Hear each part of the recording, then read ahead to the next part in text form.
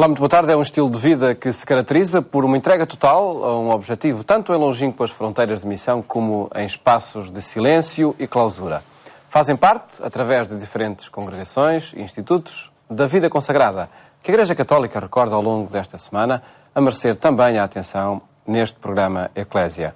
São para isso nossos convidados, a irmã Fernanda Caetano, das Irmãs Hospitaleiras do Sagrado Coração, e o Padre Arturo Teixeira, dos Missionários Claretianos. Muito boa tarde e obrigado por estarem neste programa.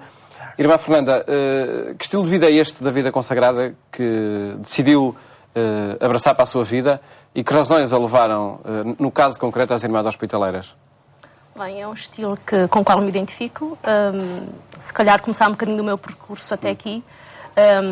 Portanto, nasci numa família e cresci numa família cristã, bastante empenhada, também bastante envolvida na paróquia. E que durante a minha adolescência também fui estando bastante envolvida em alguns grupos também de jovens da paróquia, que a um dado momento decidi que queria fazer uma experiência de voluntariado que pudesse descobrir onde houvesse alguma necessidade. E então, como eu conhecia a Juventude Hospitaleira, portanto, um movimento juvenil criado pelas Irmãs Hospitaleiras e pelos Irmãos de São João de Deus, um trabalho que fazemos em conjunto com os jovens, tive a oportunidade de fazer uma experiência precisamente no ano 2001, no Ano Internacional de Voluntariado. E foi nesta experiência que fiz e que iniciei que descobri algo mais que aquilo que eu conhecia, que era na minha paróquia, algo mais que eu descobria, que fui descobrindo também muito mais do que era a relação que eu próprio tinha de Jesus, a relação com os doentes, uma relação diferente. E recordo-me que foi depois numa outra atividade que fiz que descobri e que acho que fui sentindo aí um chamamento e que era para alguma coisa diferente. E isso e para uma congregação que trabalha num âmbito muito específico, que trabalha com doentes mentais, não é? Sim. Portanto, foi aqui a minha experiência também com os irmãos. Primeiro fiz uma atividade em casa dos irmãos e depois em casa das irmãs, mas que o serviço, a missão é exatamente a mesma. Uma missão muito específica que me seduziu desde o início e não me pôs medos, não me pôs entraves. E, portanto, fui fazendo depois um processo, um acompanhamento e também eu queria descobrir realmente se era por aqui que Deus me chamava e percebi que era por aqui, nesta congregação, nesta missão muito concreta, com os doentes. Veremos já, enfim, de que forma é que depois esse percurso foi avançando. O Padre Arturo Teixeira é de outra congregação. O que é que caracteriza essa congregação, os missionários claretianos, e o porquê de enfim, optar e querer seguir, integrar-se totalmente nessa congregação? Boa tarde também, com alegria assim a participar neste programa. A minha vida a este nível teve uma viravolta muito grande quando a minha catequista bateu assim ao coração e me chamou. Eu andava a jogar à bola e ela perguntou: vem cá, e disse-me: não queres ir assim, a um encontro que vai decorrer no Seminário dos Carvalhos com os missionários claretianos? Eu nunca tinha assim pensado nisso, nem sequer perspectivado esse futuro para a minha vida, mas deixou-me a pensar. Por isso, troquei a bola naquele momento por aquela pergunta e aquele convite. E o pior era eu convencer a minha família a deixar-me ir, porque eu era um miúdo novo, nunca tinha saído de casa e, como tal, assim, um grande desafio. E até me recordo que nesse sábado de catequese, em vez de voltar para casa pelo caminho que habitualmente fazia, fui por outro. E ia pensar como convenceria a minha família. Meu pai não estava em casa, estava a minha mãe, disse-lhe, e ela disse-me logo: esquece. E por isso eu também esqueci. Só que depois ficaram a dialogar isso entre eles naquela semana e depois voltou-me a chamar e disse: vai lá.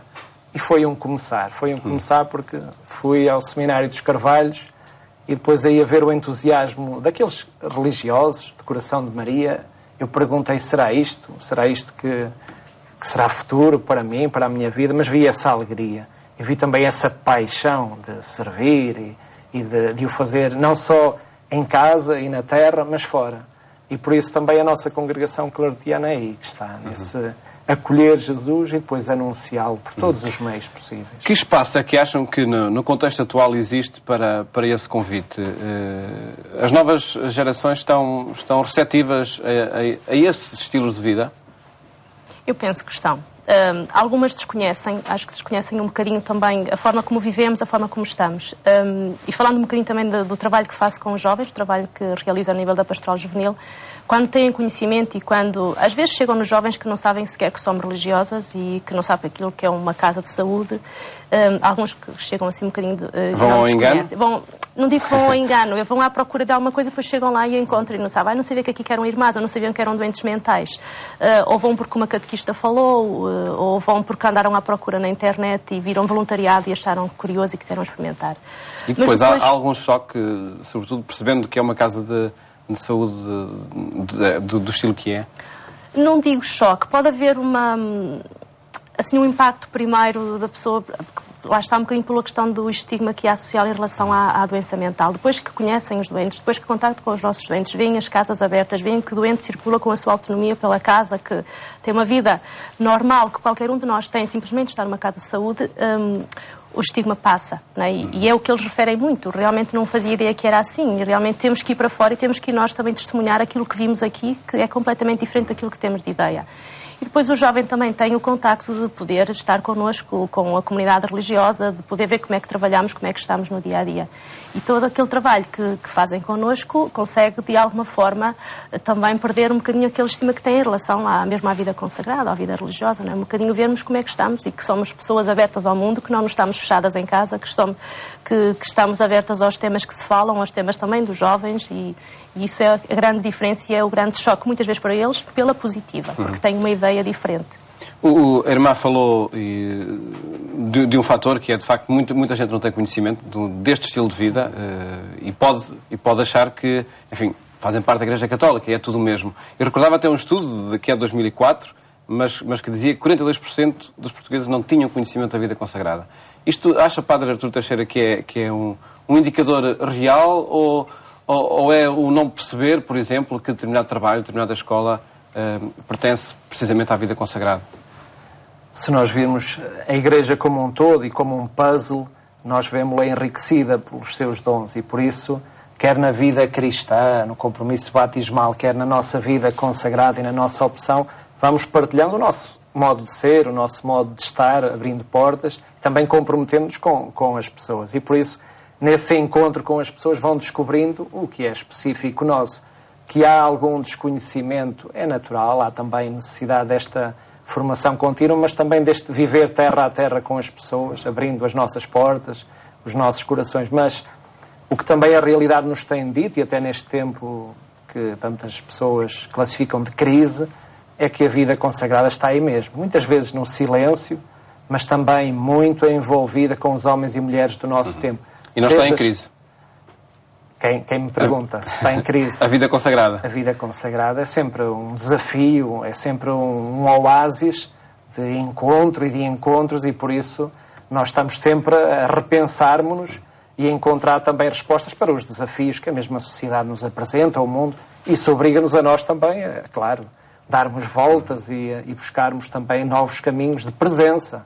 Há indicadores, por exemplo, de vida consagrada de clausura, portanto, consagração mais radical, que têm muitos jovens que decidem por esse estilo de vida. Que indicador é esse? Pois é, um sinal de procura, de busca. De não crise. De não crise, certamente. De encontro consigo próprio, própria, de encontro com os outros e também de compromisso, que pode até nos surpreender por vezes quando não é simplesmente evangelizador, não é ir para as missões, não é nos trabalhos que se fazem na própria sociedade, mas é até de buscar com a natureza essa paz e buscar depois esse compromisso numa vida contemplativa, numa vida também de profundidade, de interioridade e que nós não desvalorizamos porque são muito, muito enriquecedoras para cada um de nós, para os nossos institutos e para a vida da nossa Igreja e da própria sociedade. É por um testemunho de vida, por uma coerência em relação ao carisma que professam, que procuram ultrapassar este desconhecimento que pode existir em Portugal acerca da vida consagrada? Claro. Penso que sim. Não são precisas campanhas de marketing ou muita publicidade? Eu penso que não são precisas. Eu acho que as campanhas de marketing são precisamente o nosso testemunho, a forma como vivemos e a forma como estamos. E a partir do momento em que temos as comunidades abertas, em que temos os nossos centros, aquilo que seja, a forma onde trabalhamos e também a forma, isso se tivermos as nossas casas, os nossos colégios, mas também muitas vezes é o trabalho que fazemos fora, nas paróquias. E a partir do momento em que saímos de casa, temos as portas abertas e nos damos a conhecer e temos lá está uma coerência com aquilo que fazemos e testemunhamos em cada dia, as pessoas conhecem-nos, as pessoas abordam-nos e querem nos conhecer cada vez mais. E por isso é que também nos procuram. E pronto, e falo aqui um bocadinho também na experiência que tenho com os jovens, cada vez nos procuram mais, quer sejam escolas, quer sejam paróquias, para visitas à casa, para atividades dentro da casa, para ser só de um dia, para ser de um fim de semana, ser uma semana. E, portanto, acho que há muita procura e as pessoas procuram-nos também por este motivo, porque encontram algo de novo e algo com que se identificam também. Num contexto de alguma fragilidade socioeconómica, que relevo ganha o trabalho dos consagrados? Pois, aí temos visto que essa presença é sinal também de muita esperança. Vemos que muitos dos nossos religiosos, muitas religiosas, são uma oportunidade para a escuta, para acolher os problemas e também perceber as problemáticas das próprias famílias, mas depois também para não só escutá-los, mas ser lugar de encontro, de soluções. E por isso muita da educação que se faz hoje também é de preparar as pessoas e as famílias para este tempo tão concreto em que vivemos. E nesse sentido são imensas as realizações que acontecem. É expressivo também o trabalho que tem de ação social concreta, de ajuda, enfim, em muitas estruturas. Estava a ver aqui ainda desse estudo de 2004, sim. Em IPSS, estabelecimentos são 218 que pertencem à vida consagrada. Não sei se atualmente serão mais, eventualmente, mas é uma aposta transversal a muitos institutos de vida consagrada. É sim, é sim. Mesmo neste levantamento que na última Assembleia Geral realizámos, a propósito de boas práticas em curso, nós verificamos que no campo da solidariedade e da partilha é imenso o que está a ser realizado. Muitas vezes não divulgado, mas sempre com repercussão local e global. Na porta do mosteiro ou dos conventos. Exatamente. São imensas as pessoas a baterem-nos à porta, a quererem estar ali connosco, mas sobretudo também a pedir-nos colaboração. Mas não somente neste aspecto de assistencialismo, e aí fazemos imenso, mas também o fazemos em parceria com a sociedade civil, com muitas instituições no terreno, mas depois também procurando formar e educar e apelar a uma justiça social. E por isso também a nossa missão é de profecia e muitas vezes de denúncia, reclamando, batendo à porta das instituições, de quem também nos orienta, para conjuntamente encontrarmos caminhos de resposta para os desafios com que somos confrontados. Mas é admirável realmente não só o que está aí em curso, mas também o caminho que muitos estão a fazer. Por exemplo, na educação, na saúde, nesta área social, é imenso este dar-se, este doar-se, e até muitas congregações estão a jogar aí. São três áreas que distinguem o trabalho dos consagrados em Portugal, estas que referiu. Estas são muito fortes, mas é claro que muitas das nossas congregações estão também aí na iniciação cristã, no caminhar com os jovens, no peregrinar com eles, estão aí também na oferta de voluntariado, de propostas de compromisso, porque nós andamos durante algum tempo a dizer à nossa juventude que eles são o futuro, que contaremos com eles amanhã, por isso eles foram à sua vida e, entretanto, dizem-nos ou não que queremos contar com eles. Então temos a nossa mensagem e depois a nossa praxis, que seja abertura e seja oportunidade para eles também serem protagonistas desta Igreja e ao nível dos nossos institutos de colaborarem connosco de uma forma mais ativa. No caso da saúde, as Irmãs Hospitaleiras e os Irmãos de São João de Deus têm um trabalho de fronteira, chamaria. Portugal deveria estar reconhecido ao trabalho que as irmãs fazem nesse setor específico da saúde, na prestação de cuidados de saúde na doença mental? Tanto as irmãs quanto os irmãos, nós respondemos à necessidade de 60% da doença mental em Portugal, não é? Eu acho que... Os restantes depende do Serviço Nacional de Saúde? Sim, do Estado. Eu acho que as pessoas estão reconhecidas, ou os órgãos sociais estão reconhecidos. Uma coisa é reconhecer, saber que fazemos o trabalho bem e que damos resposta a esta necessidade. Se calhar, outra forma é reconhecido na outra área, se calhar mais a nível económico, não é? Mas o trabalho e as pessoas... Pela comparticipação que é devida às vossas prestações. Que há uma lacuna entre aquilo que são as instituições religiosas e aquilo que é a nível de Estado, não é? Reconhecido, penso que o trabalho é reconhecido e valorizado, e também por isso é que há uma grande procura. Não existe desconhecimento em relação a esse trabalho que as irmãs e os irmãos desenvolvem? Pode haver desconhecimento, não é? Pode haver que pessoas, se calhar, que não saibam, porque recordo mais vezes que recebemos jovens e eles dizem: não sabia que aqui era uma casa de saúde de doentes, ou não sabia que aqui era esta clínica que era vossa e que era doentes mentais. Pode haver um desconhecimento que as pessoas não saibam o que é que se passa lá, mas que eu acho que a nível, se calhar, a nível nacional, se calhar de Estado, que as pessoas sabem que há esta resposta. O Padre Artur Teixeira há pouco falou na palavra parcerias. E eu iria acrescentar essa palavra, a partilha do próprio vosso estilo de vida com as comunidades onde estão inseridas, com leigos, etc. Há essa preocupação, essa estratégia, diria mesmo, de repartir responsabilidades, até indo além da partilha do carisma? Sim. No nosso caso, e porque somos missionários de Coração de Maria claretianos, desde o princípio, Santo António Maria Claret também procurou abraçar com outros que tinham o mesmo espírito que ele, esta abertura para leigos se comprometerem. E teve essa intuição, por isso até o chamaram como o apóstolo do século XIX, bem precursor do Vaticano II, nesse sentido, chamar os leigos também a compreenderem a sua missão na Igreja e depois ajudá-los a caminhar, por isso, colaborando na formação para que eles depois pudessem também desempenhar esta tarefa, esta missão enriquecedora da própria Igreja. E tem-no sido, no nosso caso, por exemplo, é nas escolas, eles participam na liderança, na própria direção pedagógica. Temos, por exemplo, no nosso caso, entre 4 elementos que pertencem à direção pedagógica, 2 são leigos, 2 são missionários claretianos, trabalham colegialmente na própria direção. Isso acontece por causa da diminuição dos claretianos ou porque está, de facto, na vossa identidade, num estilo de trabalho, a repartir as responsabilidades? Essa é uma radiografia que por vezes fazemos, ou porque somos menos, ou porque estamos em crise, então precisamos dos leigos. Não, no nosso caso, realmente, está desde o início também esta intuição e depois esta praxis. É nas escolas, mas também é nas fundações, nas associações, e vemos-lo depois nos institutos religiosos como são chamados, eles mesmos, com a sua competência, com o seu profissionalismo, com os muitos dons que têm, até com a riqueza da vivência em família, de poderem trazer para a mesma mesa novas ideias, novas perspectivas, até novos modelos, depois de caminharmos, porque nós estamos sempre a fazer essa descoberta para onde é o caminho, mas com os leigos vamos dando passos muito significativos. Acontece também assim nas casas de saúde por onde já passou? Sim, acontece.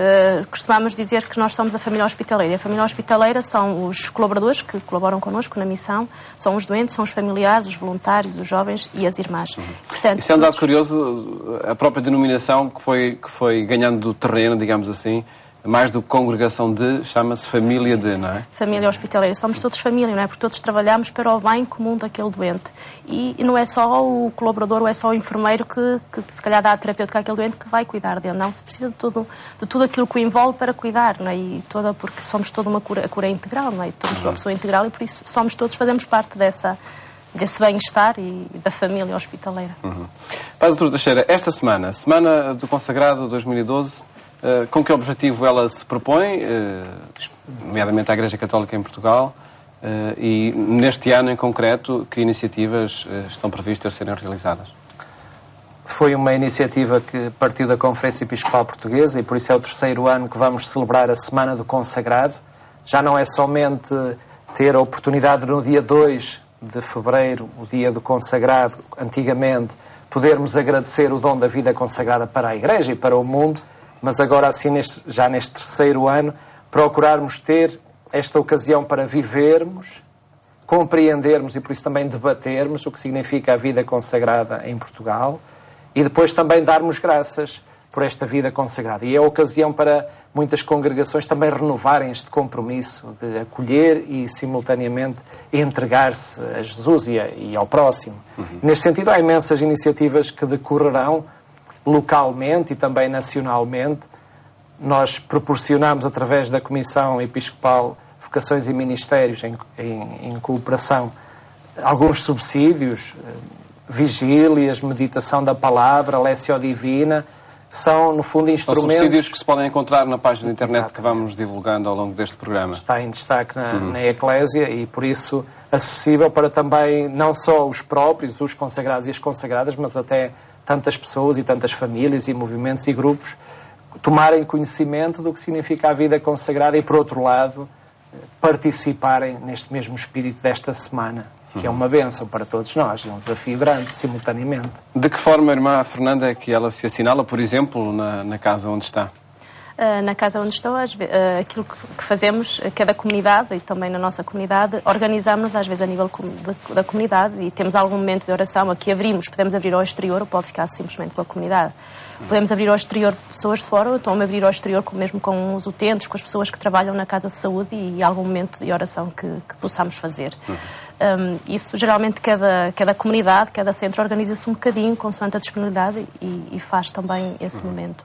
É um momento de encontro também entre os vários institutos, por região, por exemplo, que vai acontecer? Sim, também há várias regiões, às vezes pelas dioceses, que também há alguma iniciativa e então aí cada comunidade também se organiza e participa nesse momento também com os outros institutos. Também um bocadinho estarmos em comunhão, porque estarmos em igreja é precisamente isto, estarmos todos em comunhão e é esse. No dia 2, o dia, enfim, no calendário em que a Igreja Católica assinala de facto o dia do consagrado, permanece esse encontro normalmente na catedral de cada diocese, não é? Sim, sim. É um dos momentos assim fortes em que os consagrados e as consagradas se reúnem, também em igreja, e por isso com muitos dos seus irmãos e irmãs na fé, e é também uma ocasião para, na igreja, catedral, podermos dar graças a Deus por esse dom que é para a própria igreja e para essa comunhão se expressar e visualizar. E nesse sentido também é assim uma oportunidade para peregrinarmos até ao coração, diríamos, de cada diocese, e por outro lado depois de voltarmos mais comprometidos com aqueles que nos são próximos e aqueles que diariamente estão nas nossas vidas ou nos são confiados. O nosso tempo chegou ao fim, eu agradeço-vos terem estado aqui neste programa e felicidades para o vosso trabalho e a vossa missão nos institutos de vida consagrada a que pertencem.